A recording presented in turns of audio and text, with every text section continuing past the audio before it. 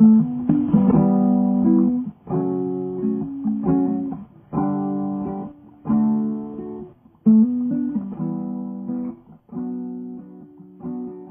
buenos días. Nos acercamos a la palabra de un gran Dios vivo y temible. Debemos hacerlo con temor, mucho respeto, buscando su voluntad que es agradable y perfecta y nos protege. He aquí algunos aspectos importantes de muchos tips que hay para leer las escrituras. Estos son solamente algunos. Primero que todo, debemos aceptar el hecho de que nuestra Biblia es una traducción.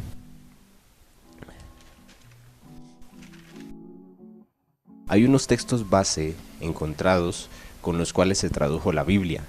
En 1947, ya existiendo Biblias, se encontraron cientos de manuscritos antiguos en las cuevas de Qumran, confirmando los documentos que ya se tenían y las traducciones que ya se habían hecho. Casi todo el libro de Isaías se encontró. La Biblia está escrita en hebreo, arameo y griego principalmente. Entonces, nosotros usamos las traducciones, ya que no conocemos estos idiomas.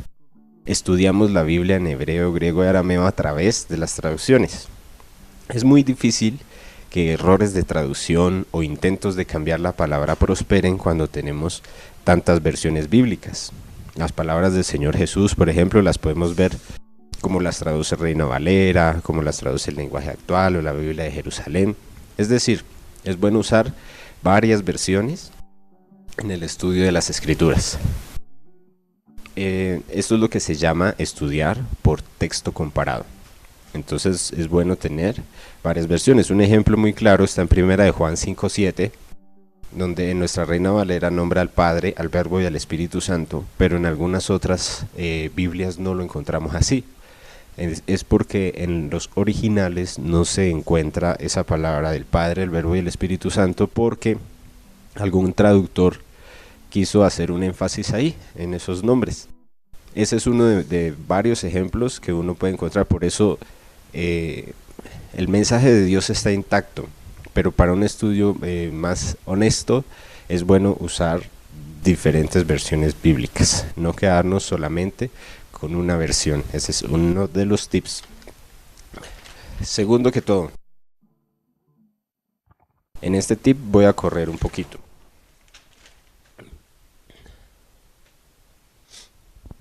Debemos conocer también muy bien el Antiguo Testamento. Nuestras Biblias latinas vienen divididas en Antiguo y Nuevo Testamento, y el Nuevo Testamento está demarcado por la historia del Antiguo. Vean, les doy una panorámica así rapidita. Está la creación con sus leyes y normas para su buen funcionamiento, y también mandamientos de Dios para el hombre, para su protección y libertad. El hombre desobedece, Adán y Eva, entra la muerte, animales deben ser sacrificados, luego el diluvio, Noé, Abraham. Dios encuentra en Abraham un hombre de fe que no le rehusaría aún su único hijo.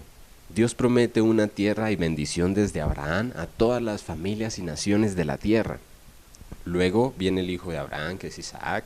Después viene el hijo de Isaac, que es Jacob. A Jacob es al que se le cambia el nombre por Israel. Entonces, de aquí viene Israel, Jacob y sus 12 hijos, entre ellos José. José, el hijo de Israel, vendido por sus hermanos, llegó a ser gobernador de Egipto y en un tiempo de gran necesidad sostuvo, protegió y perdonó a Israel, es decir, a su padre, hermanos y familiares. Israel, es decir, Jacob, adoptó a Efraín y Manasés, que eran hijos de José, y profetizó que de Efraín vendría la llenura de las naciones. Llegó un faraón que no conocía a José y empezó a oprimir al pueblo de Israel en Egipto.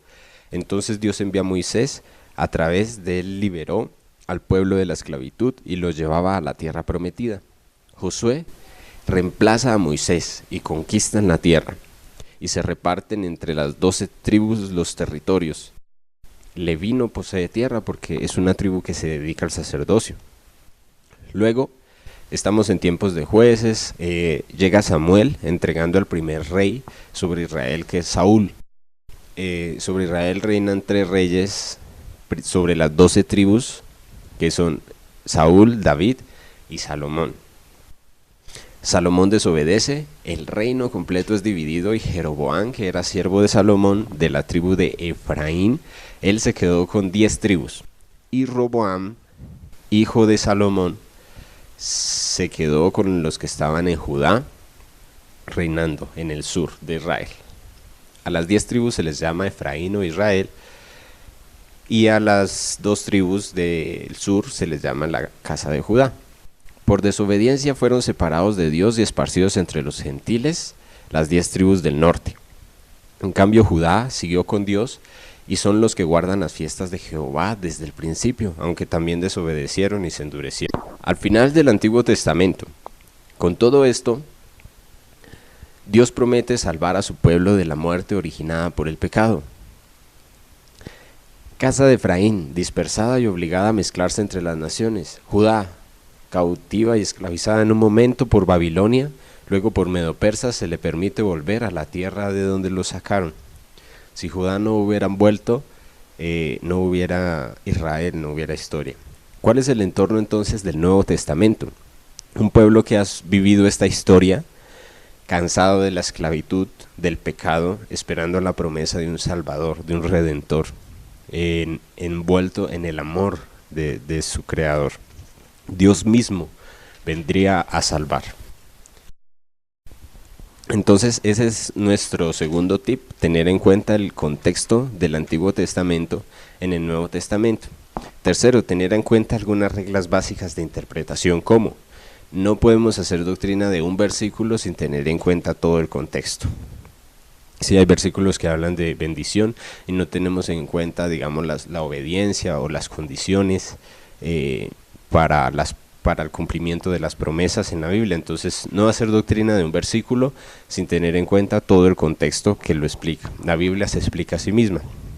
Miremos en Juan 7:17, el Señor Jesús habla de algo muy interesante. Dice que el que quiera conocer la voluntad de Dios, ese es el que sabrá si la doctrina es verdadera, porque el estudio de la palabra es muy importante, ya que le vamos a entregar nuestra vida al Señor y debemos entender muy bien la palabra, estudiarla muy bien, porque hay muchas falsas doctrinas que no nos llevan a Dios. Entonces, cuarto, usar herramientas de estudio como el texto comparado, que ya lo habíamos visto, diferentes Biblias, usar diccionarios. A veces es necesario buscar alguna palabra, entonces buscamos en los diccionarios de hebreo, de griego, de español, de arameo, y tener algunas concordancias que nos sirven para el estudio, ya que la Biblia es un libro un poco extenso.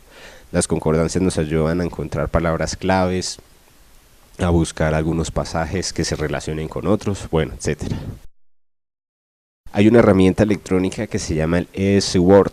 Es una herramienta de software libre, entonces también la recomiendo porque ahí uno puede hacer comparación de textos de una manera muy sencilla. Quinto, verifiquemos en las Escrituras toda enseñanza, como en Hechos, que aún siendo Pablo y Silas los que vienen a predicar, aún siendo ellos, los bereanos miraban en las Escrituras a ver si lo que Pablo decía era cierto. No por el hecho de que sea Pablo ya le creyeron, ellos miraron en las Escrituras y quedaron escritos en la Biblia como un ejemplo, los bereanos, en Hechos. Y sexto, entonces ahí les dejamos unos versículos donde ustedes pueden estudiar o mirar algunos aspectos acerca de la palabra, y recomendamos también pues tener una hermenéutica. Recuerden que nos acercamos a la palabra de un Dios vivo, un Dios santo. Nosotros debemos guardar santidad delante de Él, guardar mucho respeto, que tenga misericordia de nosotros. Queremos acercarnos a Él y conocer su voluntad. Dios los siga bendiciendo y nos vemos en una segunda parte de hermenéutica y interpretación bíblica. Bendiciones.